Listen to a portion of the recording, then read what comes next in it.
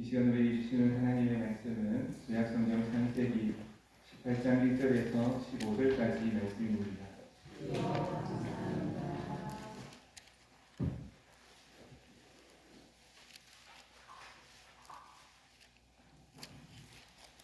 창세기 18장 1절에서 15절까지 말씀 한 절씩 교독하시겠습니다.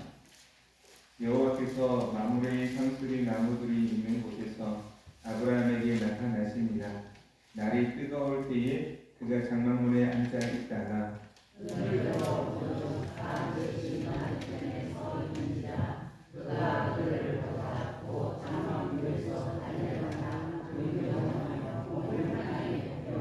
이르되 내 주여 내가 주께 은혜를 입었사오면 원하건대 종을 떠나 지나가지 마시옵고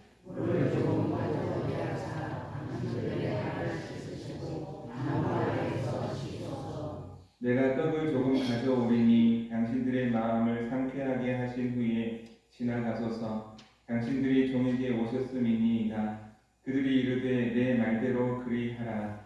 아브라함이 급히 장막으로 가서 사라에게 이르되 속히 고운과 주의 쌀을 가져다가 만족하여 떡을 만들라 하고 아브라함이 또 가축대에 있는 곳으로 달려가서 기름지고 좋은 송아지를 잡아 하인에게 주니 그가 급히 요리한지라. 아브라함이 은민적과 우유와 하인이 요리한 송아지를 가져다가 그들 앞에 차려놓고 나무 아래에 모셔서 주매 그들이 먹으라. 그들이 아브라함에게 이르되 내 아내 사라가 어디 있느냐. 대답하되 장막에 있나이다. 그가 이르시되 베냐민에게 내가 반드시 내게로 돌아오리니 내 아내 사라에게 아들이 있으리라 하시니 사라가 그 뒤 장막문에서 들었더라. 아브라함과 사라는 나이가 많아 늙었고 사라에게는 여성의 생리가 끊어졌는지라.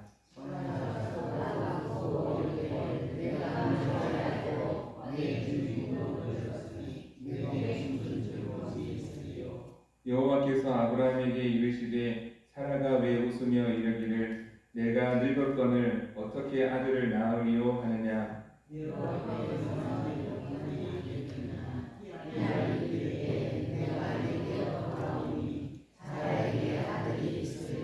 함께 읽겠습니다. 사라가 두려워서 위하여 이르되 내가 웃지 아니하였나이다. 이르시되 아니라 내가 웃었느니라. 아멘. 말씀이 하나님 크신 은혜가 함께 하시기를 소망합니다. 우리 앞에 자원분들에게 한번 인사하시겠습니다. 모든 사람에게 친절합시다. 네, 친절하게 합시다. 아브라함과 사라의 이야기를 보면 참 이분들이 순수하구나, 영이 맑구나 하는 생각을 하게 됩니다. 하나님의 말씀에 따라 잘 알지도 못하는 믿음의 여정을 시작하는 것 아니기에 영이 맑은 사람인지라 눈을 들어본 즉 하나님께서 자기에게 찾아오심을 알고 친절히 대하는 그런 모습을 볼 수 있습니다. 영이 맑은 사람, 친절하게 대할 수 있는 줄로 믿습니다. 우리 성도님들 친절하게 대하는 그런 모습이 되기를 바랍니다. 우리 유임을 받으셨지요? 1번부터 한번 보겠습니다. 아브라함은 장막문에 앉아있다가 누구를 만나게 됩니다. 1절, 2절 다시 한번 보면요. 여호와께서 마므레의 상수리 나무들이 있는 곳에서 아브라함에게 나타나십니다. 날이 뜨거울 때에 그가 장막문에 앉아있다가 눈을 들어본 즉 사람 셋이 맞은편에 서 있는지라. 그가 그들을 보자고 장막문에서 달려나가 영접하며 몸을 땅에 굽혔다 라고 말씀합니다. 여호와께서 아브라함에게 나타나신 것입니다. 그런데 그 모습을 보니 세 사람의 모습이죠. 굉장히 중요한 말씀입니다. 삼위일체 하나님, 성부 하나님, 성자 예수님, 그리고 성령 하나님 세 분이 함께 계시는 장면인데요. 굉장히 중요합니다. 이제 최근에 이제 여호와의 하나님의 교회, 요 앞에 있는 하나님의 교회 있지 않습니까? 그래서 도대체 무슨 이야기를 하는가 제가 관심을 가지고 좀 영상들을 보면서 무슨 이야기를 하는가 잘 들어보니까 처음부터 여기서부터 잘못되어 있는 걸 알 수 있습니다. 성부 하나님, 성자 예수님, 성령 하나님 삼위일체 하나님은 과거 태초에도 그리고 역사가 시작된 이후에도 그리고 오늘 우리가 살고 있는 이 시대에도 동일하게 삼위일체 하나님으로 계십니다. 근데 여호와의 증인에서는 하나님의 교회에서는 어떻게 나누는가 하면 구약 성경을 하나님의 시대, 성부 하나님의 시대, 그리고 예수님의 시대는 성자 예수님의 시대, 그리고 지금 오늘 우리가 살아가고 있는 이 시대를 이제 안상홍 증인이라고 해서 안상홍 아버지, 장길자 어머니의 성령 시대라고 이렇게 표현합니다. 그래서 성부 하나님 계시지 않고 지금은 성부 하나님 계시지 않고 성자 예수님도 있었던 분이시고 과거에 계셨던 분이시고 지금은 안상홍 하나님 그리고 장길자 어머니 하나님께서 통치하시는 시대라고 성령 시대라고 얘기하면 그렇지 않고 태초부터 지금까지 늘 삼위일체 하나님으로 계신다. 사실을 꼭 기억하시면 되겠습니다. 그래서 아브라함에게 하나님께서는 나타나셨다는 것이죠. 그 말씀에 보면 뜨거운 날에 이렇게 이제 아브라함에게 찾아오신 것입니다. 2번입니다. 그들을 본 아브라함은 어떻게 했습니까? 2절, 3절 말씀 다시 한번 읽어보면요. 눈을 들어본즉 사람 셋이 맞은편에 서 있는지라 그가 그들을 보자 곧 장막문에서 달려나가 영접하며 몸을 땅에 굽혀 이르되 내 주여 내가 주께 은혜를 입었사오면 원하건대 종을 떠나 지나가지 마시오고 그러면서 이제 영접하는 그런 모습을 보게 됩니다. 급하게 이제 나가서 엎드려 경배하며 가장 뜨거운 때였지만 이제 손님을 맞이하는 그런 모습을 볼 수 있습니다. 그래서 얼마나 영이 맑고 순수하고 뜨거운 때에도 대접할 준비가 되어 있는지 볼 수 있는 장면입니다.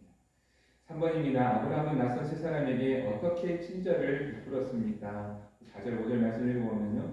물을 조금 가져오게 하사 당신들의 발을 씻으시고 나무 아래에서 쉬소서 내가 떡을 조금 가져오리니 당신들의 마음을 상쾌하게 하신 후에 지나가소서 당신들이 종에게 오셨음이니이다. 그들이 이르되 내 말대로 그래하라. 뜨거운 날씨에 얼마나 지치고 힘들까 상대방의 입장에서 생각하고 그래서 시원한 물을 내어드리고 발도 씻고 또 쉴만한 휴식처를 제공하고 또 그들이 이제 줄일 것을 생각해서 떡을 이제 만들어서 대접하는 그런 모습을 볼 수 있습니다. 그래서 아브라함은 이제 떡을 좀 가져와서 이제 대접하는 그런 모습을 보게 됩니다. 누군지도 잘 모르지만 굉장히 친절히 몸에 배어 있었던 것 같습니다. 여기 맑아서 예수 하나님이신지를 알아보았던 것일까요? 그것은 정확하게 알 수 없지만 뜨거운 여름철에도 친절히 몸에 배어 있고 이제 갑자기 찾아온 손님이지만 정성스럽게 대접하는 그런 이제 아브라함과 사라의 모습을 볼 수 있습니다. 4번입니다. 세 사람을 위해 아브라함과 사라가 종들이 함께 친절하게 음식을 준비하는 모습을 바라보세요. 그 내용이 6절에서 8절까지 나와 있습니다. 다시 한번 읽어보겠습니다. 아브라함이 급히 장막으로 가서 사라에게 이르되 속히 고운 가루 세 스아를 가져다가 반죽하여 떡을 만들라 하고 아브라함이 또 가축대에 있는 곳으로 달려가서 기름지고 좋은 송아지를 잡아 하인에게 주니 그가 급히 요리한지라 아브라함이 엉린 젖과 우유와 하인이 요리한 송아지를 가져다가 그들 앞에 차려놓고 나무 아래에 모셔섬에 그들이 먹으니라. 누군지도 잘 모르는 사람이고 급하게 왔을 때 대접하고 뜨거운 여름 날씨에 하기 힘들지 않겠습니까? 그러나 전혀 불평하지 않고 정성스럽게 요리와 음식을 준비하고 이 모든 가족들이 함께 대접하는 그런 모습을 볼 수 있습니다. 그 다음에 이제 그 대접을 받은 사람들이 어떻게 했는가 나오는데요. 5번 말씀 보면요. 5번입니다. 대접받은 세 사람은 아브라함에게 어떤 축복의 소식을 전했습니까? 9절 10절인데요. 그들이 아브라함에게 이르되 내 아내 사라가 어디 있느냐 대답하되 장막에 있나이다. 그가 이르시되 내년 이맘때 내가 반드시 내게로 돌아오리니 내 아내 사라에게 아들이 있으리라 하시니 사라가 드디 장막문에서 들었더라. 아멘. 그래서 친절하게 잘 모르는 사람이지만 친절하게 이제 뒤에 있고 손님 대접 따뜻이 정성스럽게 손님을 대접하였을 때에 뜻밖의 이제 놀라운 소식을 듣게 됩니다. 내년 이맘때에 아들이 있을 것이다. 그런데 이제 우리가 말씀을 통해서 잘 아시지만 아브라함과 사라는 이미 생리가 떨어지고 자녀를 낳을 수 있는 인간적인 방법으로는 도저히 낳을 수 없는 그런 상황 가운데 있었던 것이죠. 그런데 뜻밖의 이제 소식을 듣게 되는 것입니다. 무엇을 보고 그리 하셨을까? 일단 말씀 속에서 알 수 있는 부분은 아브라함과 사라가 친절을 베푸는, 그렇게 정성스럽게 손님을 대접하고 친절을 베푸는 그 모습을 통해서 하나님께서도 이제 역사하셨음을 볼 수 있습니다. 그래서 이 작은 친절이 큰 은혜의 문을 여는 계기가 되었던 것입니다. 친절은 때로는 예상하지 못한 하나님의 축복을 가져오는 통로가 된 것이죠. 그런데 이때 아브라함이 친절을 베풀지 못했으면 어떻게 되겠습니까? 하나님이 지나가셔도 대접하지 못하고, 또 그런 가운데 그 정성스럽게 대접하지 못했다면 그 가정에 이제 축복도 임하지 않는 것이죠. 그러나 잘 모르는 사람이라 할지라도 그저 이제 손님을 열심히 잘 대접하였을 때 그 가정에 놀라운 축복이 임했던 것입니다. 6번입니다. 이들의 말에 사라는 속으로 어떤 반응을 보였습니까? 11절 12절 말씀입니다. 아브라함과 사라는 나이가 많아 늙었고 사라에게는 여성의 생리가 끊어졌는지라. 사라가 속으로 웃되 이르되 내가 노쇠하였고 내 주인도 늙었으니 내게 무슨 즐거움이 있으리요. 이 말도 안 되는 소리다. 비웃은 거죠, 솔직히 말하면. 이제 말도 안 되는 소리를 하고 있으니 도무지 인간적인 방법으로 또 나이가 있는데 이제 아이를 낳는다는 것은 말도 안 되는 것처럼 생각했다는 것이죠. 그래서 속으로 웃었다. 참 인간적인 생각을 해보면 이게 당연한 것 같습니다. 도움을 할 수 있는, 그래도 아이를 낳을 수 있는 나이가 아닌데 우리도 그런 얘기를 들으면 웃지 않겠습니까? 여러분들도 하나씩 더 낳으십시오. 이러면 이제 당연히 웃지 않겠습니까? 60대 이하로 이제 하나씩 더 낳으시라고 하면 전도도 하기 어려운데 우리 하나씩 더 낳읍시다 하면 웃지 않겠습니까? 목사님 말도 안 되는 소리 하지 마이소. 이렇게 하실 것 같습니다. 이 말이 안 되는 소리고 이미 이제 또 아브라함의 나이로 실제 이 나이는 75세 이상이 되었기 때문에 인간적인 방법으로 도저히 할 수 없는 나이였다는 것이죠. 7번입니다. 하나님이 아브라함에게 무엇을 말씀하셨습니까? 그에 대한 사라의 반응은 어떠했습니까? 하나님은 능히 하지 못할 일이 없으심을 말하면서 내년 이맘때 사라에게 아들이 있을 것이라고 말씀하셨습니다. 사라는 이제 두려워서 아무것도 이제 부인했던 것을 알 수 있습니다. 13절에서 15절까지 말씀을 보겠습니다. 여호와께서 아브라함에게 이르시되 사라가 왜 웃으며 이르기를 내가 늙었거늘 어떻게 아들을 낳으려 하느냐.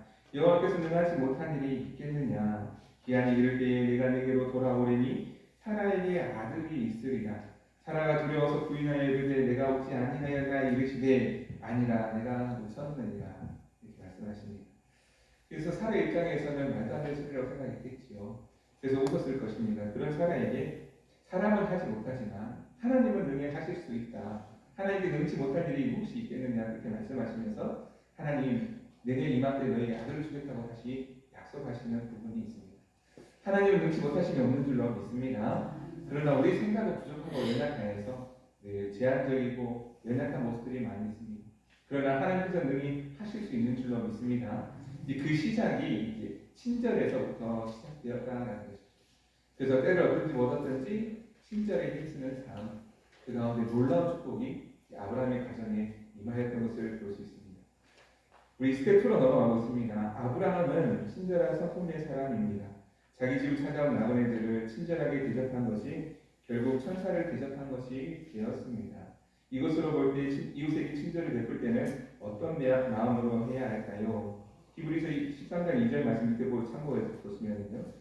손님 대접하기를 잊지 말라. 이로써 부지 중에 천사들을 대접한 이들이 있었느니라. 부재 중이라도 실제로 계획에 없던 일이라도 갑작스러운 일이라고 할지라도 우리 친절이 몸에 배어 있다면 친절을 베풀 수가 있겠죠. 누가 됐든 상관없이 자기 집에 들어온 사람이나 친절이 필요한 사람을 만났을 때 예명하고 여러 가지 형평성과 당위성과 이런 조건들을 따지기보다 먼저 친절을 베풀 수 있는 그런 성품을 가지라고 이렇게 우리에게 말씀하시는 것 아니겠습니까? 아브라함과 사라는 그래도 영이 맑았던 것 같습니다. 그래서 손님들을 알아보고 그치니 대접하였습니다. 또 때로는 잘못한 것을 알았을 때 속히 뉘우치고 반성하는 그런 모습들도 있습니다. 그래서 영이 맑은 사람, 착하고 순수한 사람은 이런 모습으로 산다는 것이죠.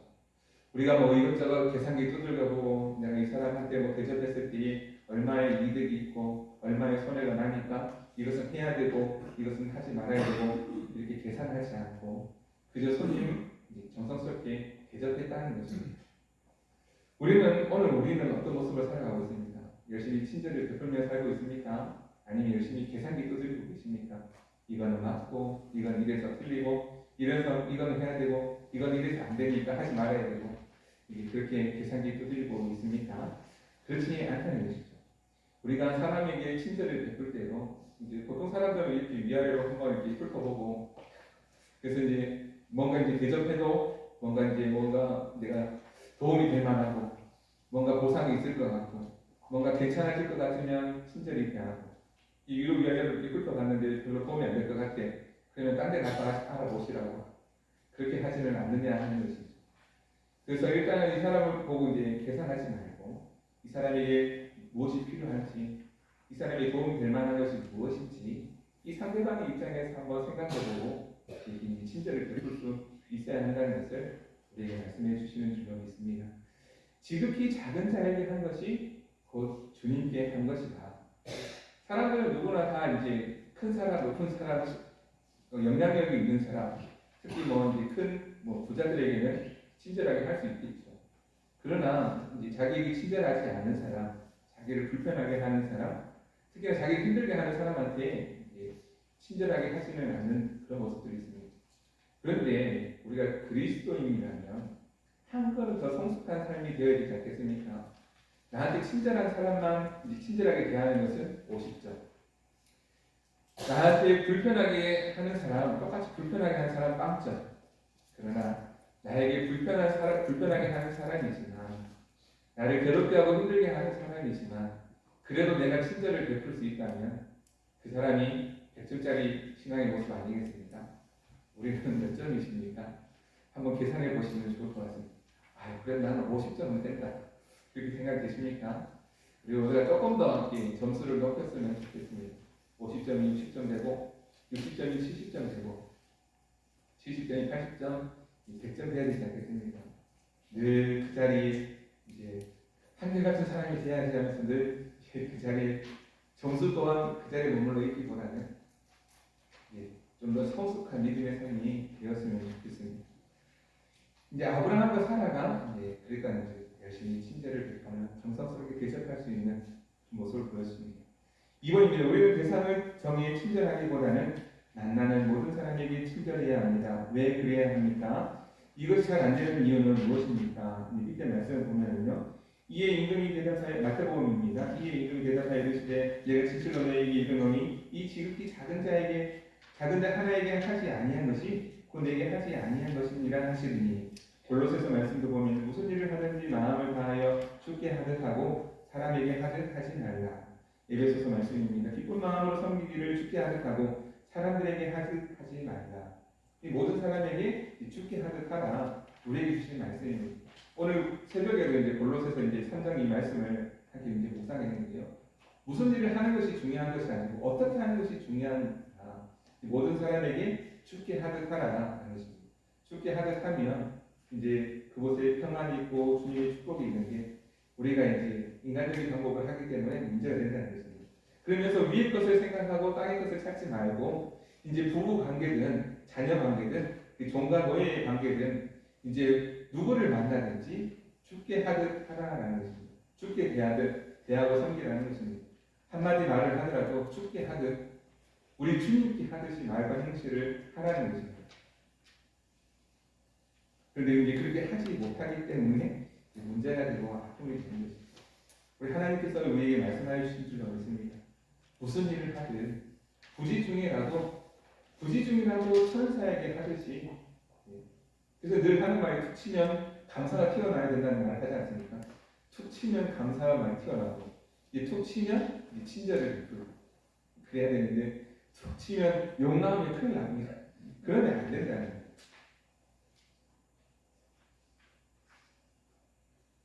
툭 쳤는데 이제 감사가 튀어나와요. 이 친절이 몸에 배어야 돼요. 지난번에도 말씀드렸지만 지나가다가 발을 밟혔어요. 아이고 내 말이 왜 밑에 밟혔노? 그래서 아이고 제가 밟혀서 죄송합니다. 그렇게 얘기하면 상대방이 뭐라 하겠습니까? 똑바로 하라고 하겠습니까? 아 미안합니다. 죄송합니다 하겠지요. 제가 이제 잘못해서 밟아서 죄송합니다. 그렇게 하겠죠. 그런데 밟혔는데 이제 그때 이제 안 좋은 얘기를 하면 쏟아내면 이 눈을 어디다 들고 다니냐 그런 얘기 하지 않습니까? 정신이 있냐 없냐 눈을 어디다 들고 다니냐 똑바로 하세요. 그렇게 얘기하면 뭐라고 얘기하겠습니까? 니나 잘하세요. 이렇게 하지 않겠냐는 거예요. 누구나 할 수 있는 부분은 이런 부분은 누구나 할 수 있겠죠. 그러나 비록 이제 그런 상황이 된다 할지라도 이제 친절을 베풀 수 있는 삶, 이게 그리스도의 삶 아니겠습니까? 지난 지도에서 말씀드렸습니다만 눈은 눈으로 이는 이로 갚으라 했다고 이제 내가 밟혔으니까 당신 말도 똑같이 되라고 이렇게 하는 것이 옳지 않은 방법이다. 우리가 친절할 수 있기를 바랍니다. 툭 치면 감사가 튀어나오고 입만 열면 친절이 쏟아지는 그런 모습이 되셨으면 좋겠습니다. 그래서 우리가 친절을 베풀 때에 하나님께서 그 모습을 기억하신다.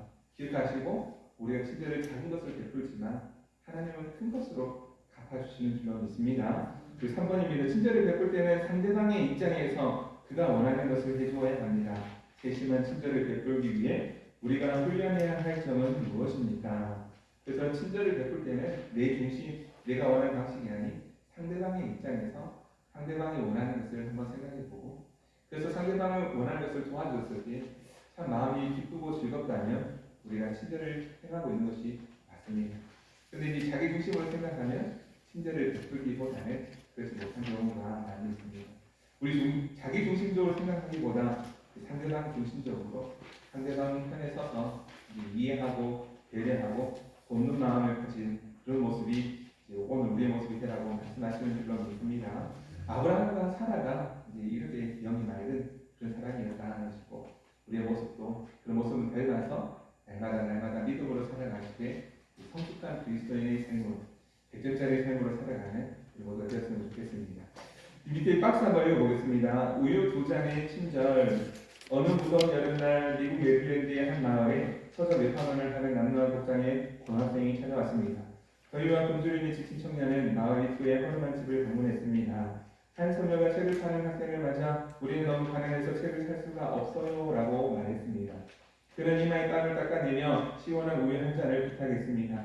이때 소녀는 쟁반에 우유 2잔을 담아 정성껏 대접했고 그는 소녀의 친절에 감동해 수첩에 그녀의 이름을 적어두었습니다. 그 후 20년이 흘렀습니다. 메릴랜드 병원에 한 여성 중환자가 실려왔습니다. 이때 병원장 하워드 킬리 박사는 의사들을 총동원해 환자를 살려냈습니다. 그녀의 치료비는 1만 달러가 넘었습니다. 여인은 1만 달러가 넘는 치료비 청구서를 받아들고 한숨을 토했습니다. 그런데 그녀가 받아든 청구서 뒤에는 병원장의 짤막한 편지 한 장이 붙어 있었습니다. 치료비는 20년 전 제게 주신 우유 2잔으로 충분합니다. 20년 전에 베푼 작은 친절이 1만 달러가 넘는 보온으로 돌아온 것입니다. 원장이 20년 전에 고학생은 우유 2잔의 친절을 잊지 않았던 것입니다. 탈무드에도 낯선 사람에게 친절하게 하는 것은 천사에게 친절을 베푸는 것과 같다는 말이 있습니다. 친절을 베푸는 데는 대상이 없습니다. 만나는 사람 누구에게나 친절에 대한 습관을 들여야 합니다. 친절한 인사, 친절한 말 한마디와 배려는 사람에게 생기를 줍니다. 만나는 사람에게 친절을 베풀면 그 친절은 바이러스처럼 번져 우리 사회를 행복하게 할 것입니다. 언젠가 당신에게 다시 돌아와 당신을 따스하게 만들 것입니다. 오늘 우리가 믿음으로 작은 친절을 베풀면 하나님께서도 기억하시고 큰 친절로 베풀 것입니다. 어제도 이제 지나가는데 하나님의 교회 사람들이 열심히 전도를 하고 있더라고요.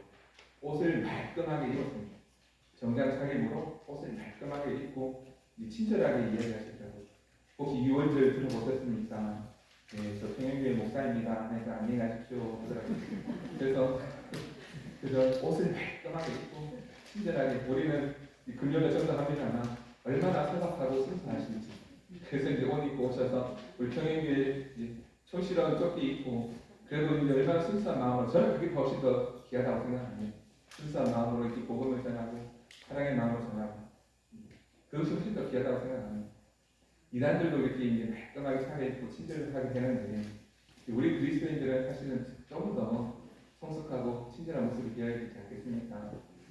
우리가 이제 친절한 모습으로 주님의 사랑을 아는 만큼 전하며 사는 모두가 되었으면 좋겠습니다. 우리 친절 성품 연습하기 함께 읽고 기도하겠습니다. 아침 인사 밝고 활기차게 인사한다. 저녁 인사 차분한 느낌을 주도록 인사한다. 만날 때 반감을 표현하며 인사한다. 헤어질 때 아쉬운 느낌으로 인사한다. 친절한 사람이 됩시다. 한 번 더 인사하겠습니다. 우리 좌우 옆에 친절한 사람이 됩시다. 친절하게 합시다. 친절하게 사이서 기도하겠습니다. 참 좋으신 하나님 아버지, 오늘 말씀을 통하여서 아브라함과 사라는 작은 친절을 베풀었지만 하나님은 전능하신 하나님은 놀라운 은혜를 그 가정에 베풀어 주셨습니다.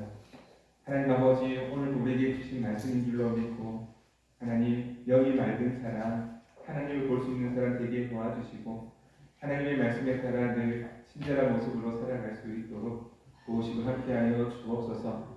그저 계산기 두드려서 이익만 쫓기보다는 하나님 말씀하여 주시는 대로 그저 감사함으로 친절하게 대할 수 있는 저희들 되게 도와주시고 너무 자기 입장만 생각하기보다 상대방의 입장에 서서 조금 더 배려하고 조금 더 사랑을 친절을 베풀 수 있는 우리 모두가 되게 하여 주시고 그렇게 우리 서로가 친절을 베풀며 나아갈 때에 하나님께서 기뻐하시는 교회, 건강한 교회의 모습으로 세워질 수 있도록 도우시고 함께하여 주옵소서. 감사드리며 예수 그리스도 이름으로 기도드립니다. 아멘.